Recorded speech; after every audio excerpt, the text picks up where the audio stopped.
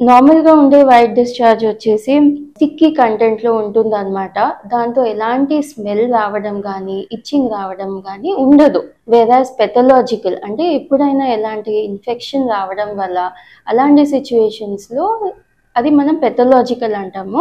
ఆ సిట్యుయేషన్స్‌లో మనం ట్రీట్మెంట్ ఇవ్వాల్సి ఉంటుంది. కొన్ని కండిషన్స్ లైక్ ప్రెగ్నెన్సీలో మనకి ప్రొజెస్ట్రాన్ హార్మోన్ అనేది పెరుగుతుంది. సో దానివల్ల వైట్ డిశ్చార్జ్ అనేది పెరుగుతుంది. సో అది నార్మల్ అన్లెస్ దాంతో పాటు ఇచ్చింగ్ అండ్ స్మెల్ లేకపోతే. ఇంకొక రీజన్ వచ్చేసి ఓరల్ కాంట్రసెప్టివ్ పిల్స్ యూజ్ చేసినప్పుడు కూడా కొంచెం వైట్ డిశ్చార్జ్ అనేది పెరగడం జరుగుతుంది. ఒక్కొక్కసారి ఎలాంటి ఇమ్యూనిటీ కండిషన్స్ పేషెంట్కి అన్‌కంట్రోల్ డయాబెటీస్ ఉండడం వల్ల వైట్ డిశ్చార్జ్ అనేది పెరగచ్చు. బేసికలీ వైట్ డిశ్చార్జ్ అనేది మనకి imbalance between the healthy bacteria and the unhealthy bacteria వల్ల జరుగుతుంది.